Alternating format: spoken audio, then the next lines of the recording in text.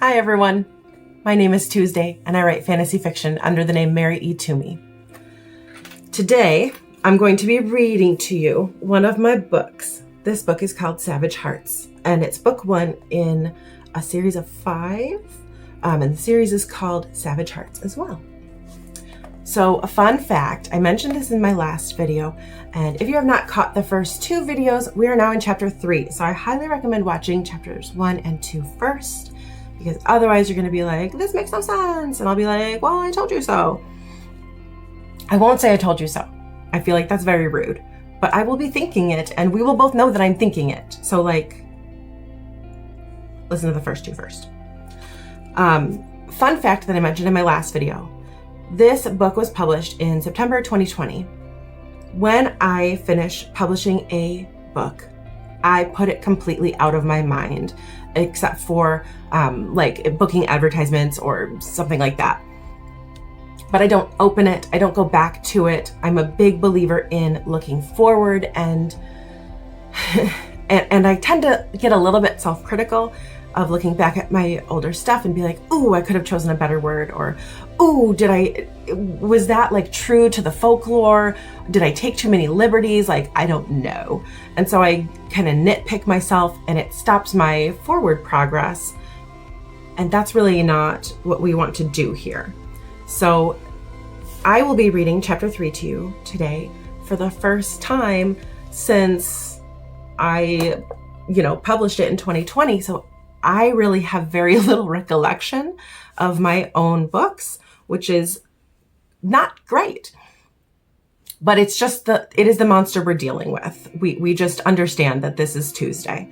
I have 93 novels published as of the taping of this video under 3 different pen names. I write fantasy fiction under Mary E. Twomey. I write contemporary romance under the name Tuesday Embers, and I write cozy mysteries under the name Molly Maple, which is great. It suits my scattery brain however I need. If I'm feeling a little bit of vampire, then I can jump over here.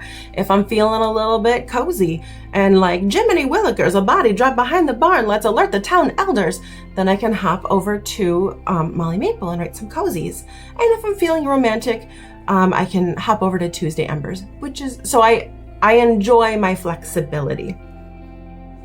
All that to say, it is difficult for me to keep going on the next series if I have other series in my brain still. So I like to get the series I just finished writing completely out of my brain as often as I can and as quick as I can, so that I can focus on the next thing. And so my books have a little variety in them. I'm not just writing the same thing over and over again. So the Savage Hearts series has a lot of Hispanic and Latino folklore, and all the characters are Hispanic and Latino, and I wanted to make sure that that was this series. So it was very specific to the monsters that they have in their folklore, and any Spanish words that I can put in would be great. And all the people look and are Hispanic and Latino. Fantasy versions of them, obviously. However, that differentiates it from the next series, where vampires and werewolves are in a lot of paranormal stories. So some of it does carry over from series to series, but I need to make it a little bit different with each one. So when I read this chapter to you, if I come across a word I don't remember how to pronounce, we're gonna forgive me, because it's been 4 years or 3.5 years since I have done the research for this series. Well, I'm gonna forgive me. You can be mad at me, and that's okay. And I didn't read this ahead of time to prepare for this video, because I did want to give you like the authentic experience of like us being together, reading it for what feels like the first time. And look at my cute little bookmark. My daughter gave that to me for Christmas, because she knows I'm liking some books lately. And I'm always running out of bookmarks. Are you the kind that has like 50,000 bookmarks and you end up using sticky notes in your books as bookmarks because you can never find them? No, just me? Okay. Well, I got a 100 pack of bookmarks on Amazon for my kids and the neighborhood girls to get together and like make bookmarks out of, so we could this was for Christmas, so we could make bookmarks for like our friends and family and whatnot. So I have no excuse. I have a million trillion bookmarks floating around my house made by the most precious children in the neighborhood and in my house. And then my daughter spoiled me with the fancy bookmarks, like the goldy, beautiful ones. So if you ever see me pull a sticky note out of my books to read to you, please comment below and be like, Tuesday, clean your house. Your bookmarks overfloweth. Just find one. Thank you. All right. Savage Hearts. Chapter 3. Cadejo in a car. Adelita. Don't do that. It's creepy. I don't recognize the man's voice right away. The jostle beneath tells me I'm laying down in a moving car, but the details of how I got here are fuzzy. There's a hand atop my head. It's warm with a pressure that's comforting, despite my growing worry. I'm either dead or I'm not dead, and I've been taken somewhere without my consent. Maybe I'm in an ambulance? A heavy sigh moves my chest. My eyes are too weighted to open, so I enjoy the hand on my forehead. I let the slight pressure soothe my angst until I'm floating in a sea of whatever, riding along on the way to the hospital, where surely they know what to do with a stabbed shoulder. How long until we get to the hotel? Hospital, not hotel? Obviously, that's what he meant to say. Not long. Santos, she's all right?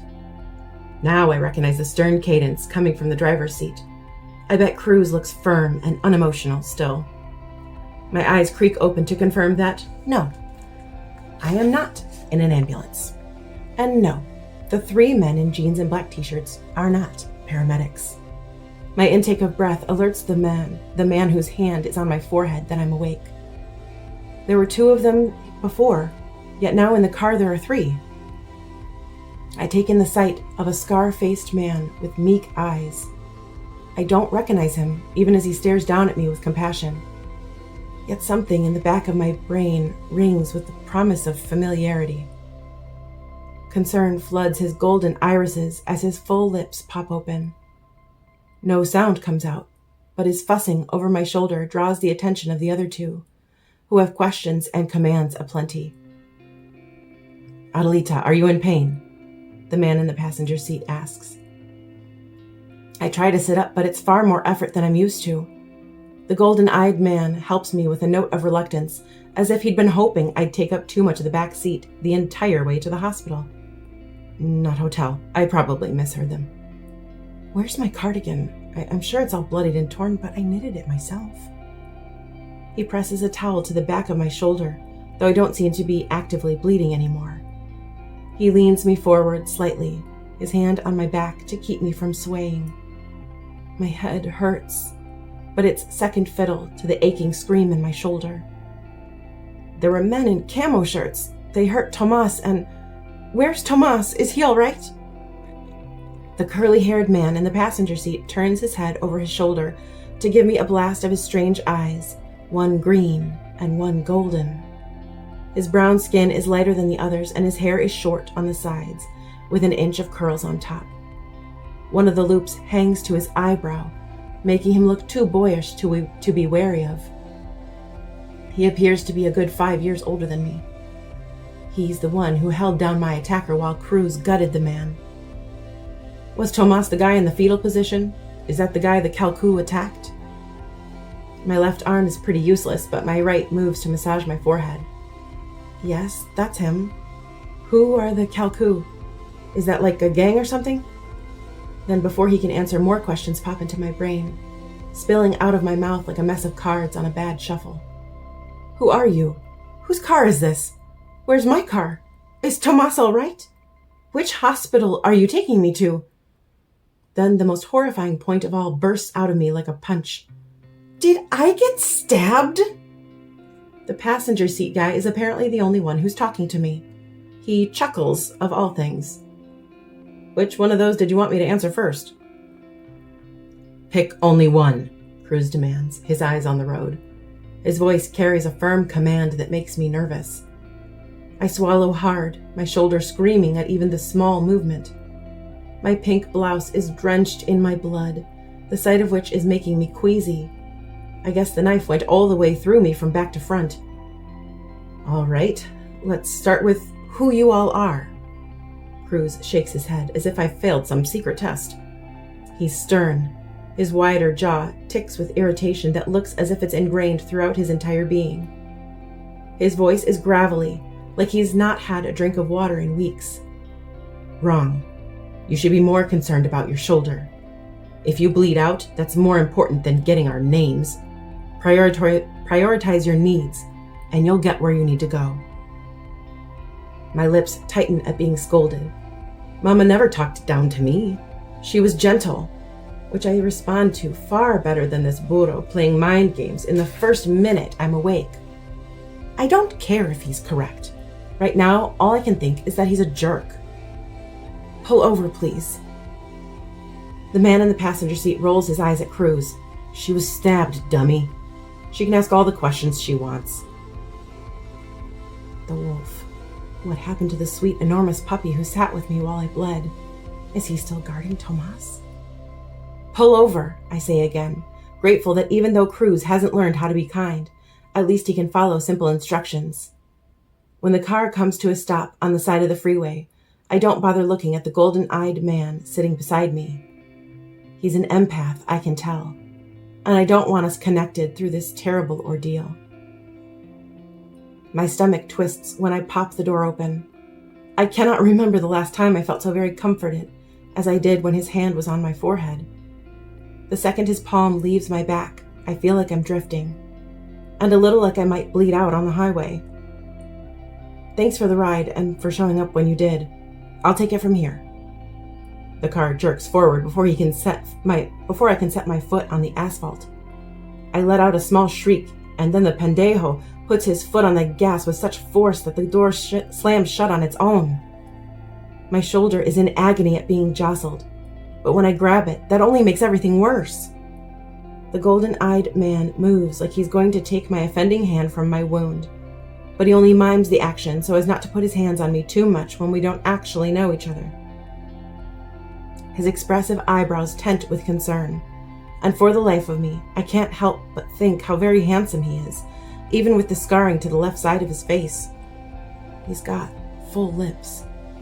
A mouth like that does in me when it's accompanied...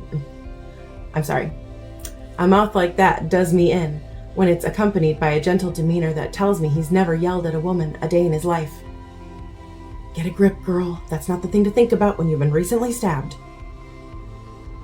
I take my hand off my shoulder and use it to grip my knee through the echoes of agony. They're still vibrating through my shoulder and down my arm, protesting the simple movement. He sits back only when he's convinced that I'm not going to further injure myself by accident. He tucks one of his ink-colored shoulder-length waves behind his ear, revealing high cheekbones that look sculpted by the most skilled artist.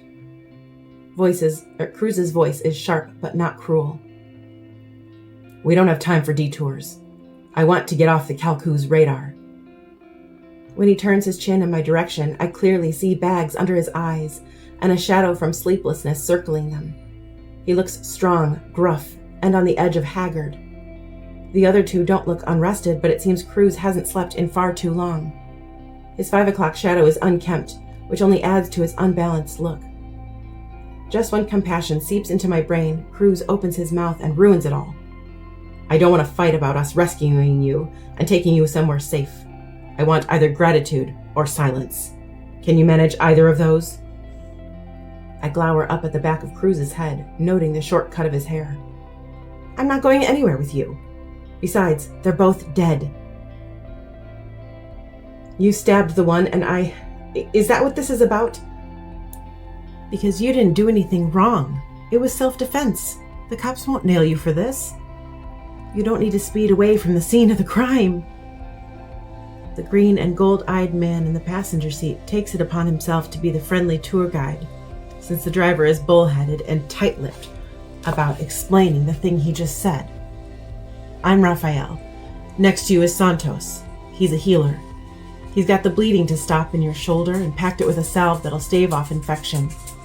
The blade didn't sever anything too vital, but it's going to take some time to heal. Best be patient and try not to move around too much. It was a Kalku blade, which they always do something manky to.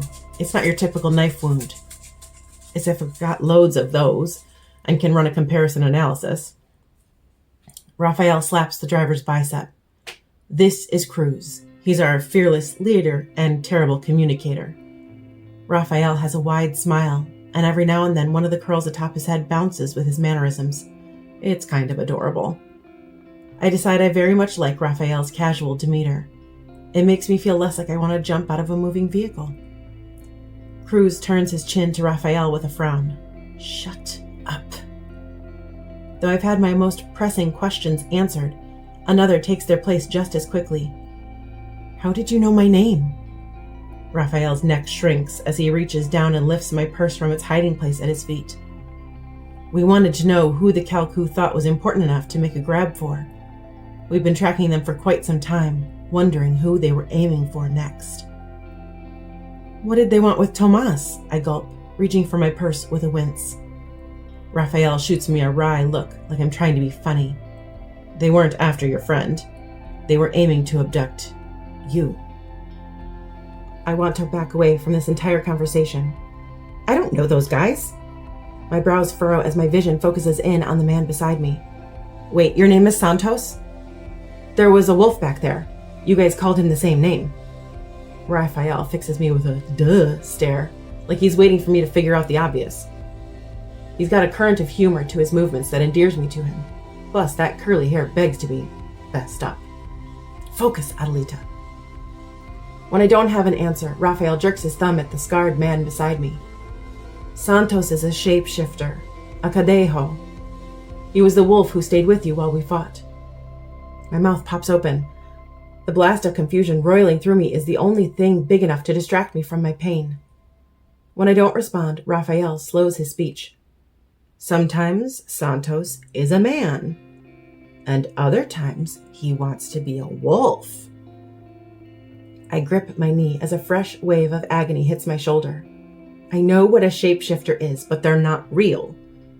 I meet Santos's eyes and see the same meek, golden kindness shining out at me that existed in the wolf. That same feeling of safety that I experienced in the middle of the fray washes through me. It's like his gaze is a hug that holds me when I'm lost. They're very real, Linda. Santos was the wolf who was guarding you.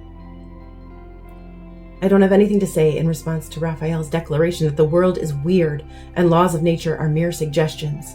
Well, nothing coherent, that is. I'm torn between running away screaming, coaching them on how to deal with their delusions, and throwing my arms around Santos's neck to thank him for staying with me when it all hit the fan. Instead of any of those options, I choose to go mute, forfeiting my voice until the world makes sense again. That is, until Cruz forces too sharp a turn. Ah! Though it's my left shoulder that's injured, my right is also too sore for words and feels connected to the left. Every movement is tethered to my stab wound. My stab wound, my stab wound. I've been stabbed. Santos seems to understand and takes the black bag from Raphael, setting it down between us. He holds up his finger to silently warn me not to stress my injury if I can help it. He hasn't spoken the entire time, but all three of them, I wish he would. I bet his voice sounds nothing like Cruz's. I bet it's low and soothing, which I wouldn't mind right about now. Have I seen him before? No, I would have remembered the scarring. It's literally half his face. Still, I can't shake the feeling that I know this man somehow. I direct my next words to Santos. They attacked Tomas, not me. I was only in the mix because I involved myself. Though, as I say this, I wonder how true it is. I'd suspected I was being followed. My throat is dry as I put the pieces together aloud. It wouldn't open. My car door. It was stuck so bad I had to crawl in through the side door. Then when I got out to help Tomas, they acted like I'd passed some sort of initiation rite. Santos closes his eyes and gives me a sober nod. Why won't he speak to me? Raphael fills in the gaps. That's exactly what it was. They're collectors, the Kalku. They're rounding up the exceptional to bring them into their coven. I squirm in my seat. Tomas is an exceptional receptionist. They shouldn't have hurt him like that. Where is he? Did you call an ambulance for him? I direct my query at Santos, who merely nods once. Raphael turns fully in his seat and locks eyes with me, letting me know he's not going to tolerate me wiggling out of his polite interrogation. You know they weren't after Tomas. They only hurt him to lure you into action. That's their way. You have no idea how many scenarios exactly like that one have gone down with very different results in their search for women with special abilities. He pauses for the horrified look on my face, but then presses deeper. So I have to ask you, why are the Kalku after you? What exceptional quality do you have that they need? I bite down on my lower lip and tuck myself into the furthest corner. My heart pounds as a click to my left informs me that Cruz has set the child safety locks in an attempt to seal me inside. I turn my chin to keep my eyes fixed on the concrete landscape that whips by, resolving to keep my secrets buried for as long as I possibly can. And that was chapter 3.